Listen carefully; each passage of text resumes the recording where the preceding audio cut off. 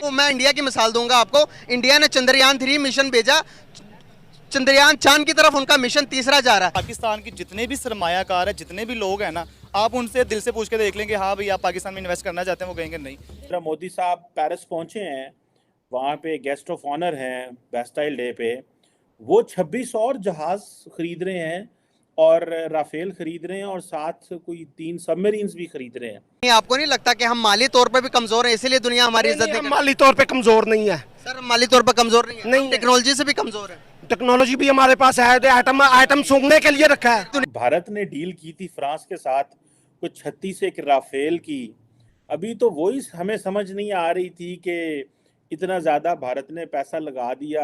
दुनिया हमें आंखों में नहीं ले रही, हमारी रिस्पेक्ट क्यों नहीं रही दुनिया के आगे? आज हमसे ज्यादा रिस्पेक्ट हमारे पड़ोसी मुल्क इंडिया की है। हर चीज़ में वो प्रैक्टिकल रहते हैं। हम लोग सिर्फ बातों में हमने फलां काम कर लिया, फलां काम कर लिया, सिर्फ बातों में। वो लोग एक तो प्रैक्टिकल है और दूसरा जो है ना, डेवलपमेंट को देखा जाए, प्रोग्रेस को देखा जाए, तो वो लोग हमसे बहुत आगे हैं। अगर हम टेक्नोलॉजी के लिहाज से दुनिया से बड़े पीछे रह गए हैं, आप माने ना माने। अगर अब हम बात करें चंद्रयान स्पेस मिशन की, आज इंडिया ने चंद्रयान-3 भेज दिया। फ्रांस ਨੂੰ ਮਜ਼ਾ ਆਇਆ ਨਾ, फ्रांस ਨੂੰ ਮਜ਼ਾ ਆਇਆ ਚੀਫ ਗੈਸਟ ਬਣਾਉਣ ਦਾ ਮੋਦੀ ਸਾਹਿਬ ਨੂੰ। चीफ गेस्ट भी लेके आए हैं, नाल 27 जहाज भी ले चले। मोदी से इंडियन पॉपुलेशन इतना मुतमिन है कि उसने इंडिया का नक्शा ही बदल दिया है। टेक्नोलॉजी क्या करेगी जब मेरे रब का हुक्म नहीं होगा? वो भेज देंगे। क्या लगता है कि आपको हर चीज से बैकआउट, पाकिस्तान सिर्फ बैकआउट करेगा तो इससे क्या फर्क पड़ेगा दुनिया को? सर बहुत फर्क पड़ेगा, आप एक दिन बाइकाट करके तो देखें। सर ये एक चीज नहीं है, एक दफा ही नहीं हुआ। ये 2009 के अंदर क्या हुआ, 2013 के अंदर क्या हुआ, अभी 2023 के अंदर भी ये सीन हुआ।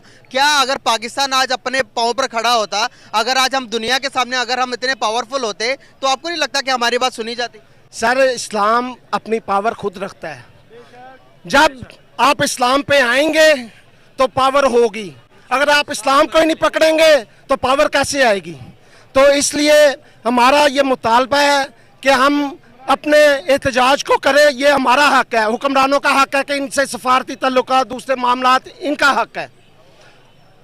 सर एक छोटा सा मुझे अभी तक नहीं समझ में आई कि हम पूरी दुनिया में अगर आप देखेंगे 2.5 अरब से ज्यादा मुसलमान हैं, तो फ्रांस कितना को बड़ा मुल्क होगा? सर हमारी रिस्पेक्ट क्यों नहीं है दुनिया के आगे? क्या हम माल से कमजोर हैं, क्या हम ताकत से कमजोर हैं, या हम ईमान से कमजोर हो गए?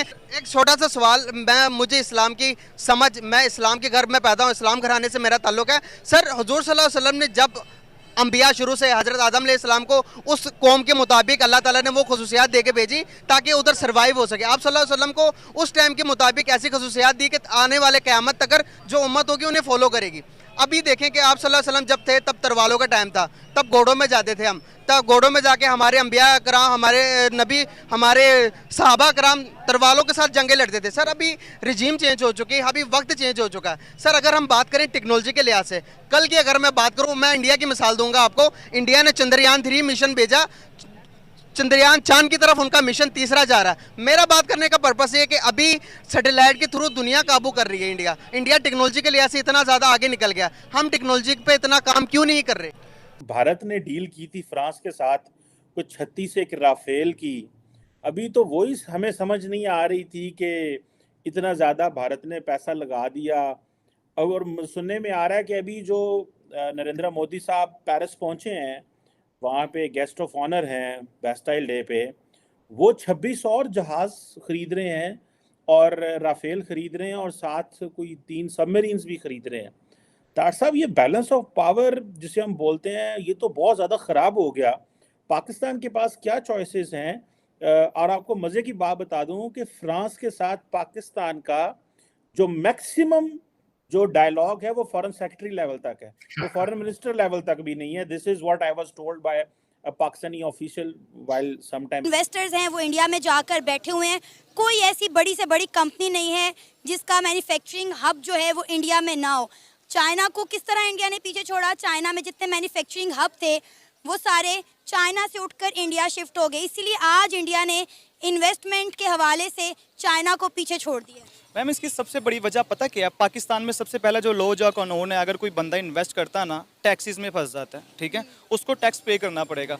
सेकंडली, हर बंदा, आप हैं, मैं हैं, हम उसी जगह पे इन्वेस्ट करेंगे जहां हमें दिख रहा है कि हमें बेनिफिट कहां से हो रहा है। ज़ाहिर बात है, इंसान इन्वेस्ट करता है अपने बेनिफिट्स के लिए कर रहा है, तो बड़े बड़े जो ममालिक हैं, आउट ऑफ कंट्री के लोग हैं, जो बाहर से इन्वेस्टर हैं, वो इसीलिए इन्वेस्ट करते हैं कि वहाँ से हमें प्रॉफिट ज़्यादा आएगा, ठीक है।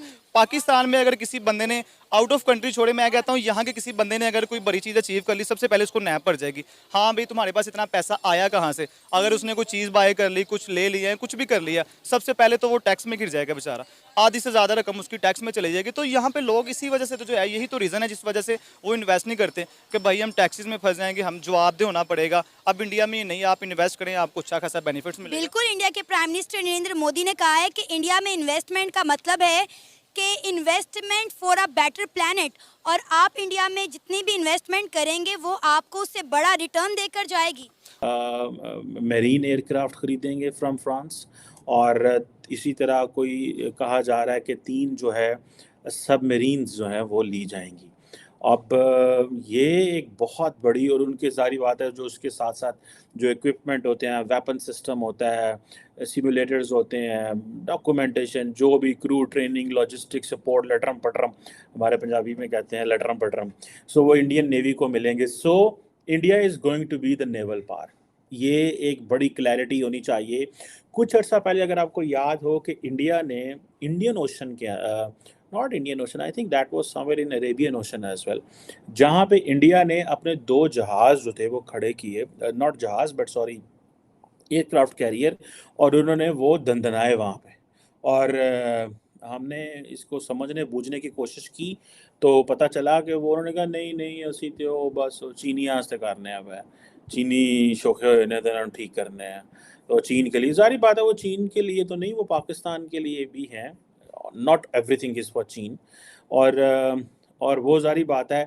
अब मोदी साहब जा रहे हैं वहाँ पे, मोदी साहब को समझ है मेरी जेब में पैसे ने, उन्होंने जाके, आप देखें ना फ्रांस है, देखें ना फ्रांस में मज़ा आया ना, फ्रांस में मज़ा आया, चीफ गेस्ट बनान दा मोदी साहब ने, चीफ गेस्ट भी लैके आए हैं, नाल 27 जहाज़ भी लै चले, नाल जनाब सबमरीना भी लै चले, नाल कुछ और टेक्नोलॉजी भी ले जाएगी। इससे पहले हम आपको पता बात कर चुके हैं। सो अब ये आप देख लें कि इससे पहले अगर आपको याद हो कि जब राफेल लेने, जब पहली कंटिजेंट राफेल का इंडिया को मिला था, तो राजनाथ सिंह साहब थे, वो फ्रांस के, पेरिस थे आई थिंक, वहाँ पे जाके उन्होंने सारी वो अपना जो भी किसी चीज़ को वेलकम करने के लिए वो तकरीबात होती हैं वो की, कोई वो नारियल वगैरह तोड़ा, जो हमने अक्सर फिल्मों में भी देखा हुआ है। So obviously we have known India more from movies which is a reality. So ये सारा कुछ वो जो है करने वाले हैं। अब ये जो दूसरा 3 एक जो है स्कॉर्पियन सबमरीन्स जो हैं वो भी ख़रीद रहे हैं।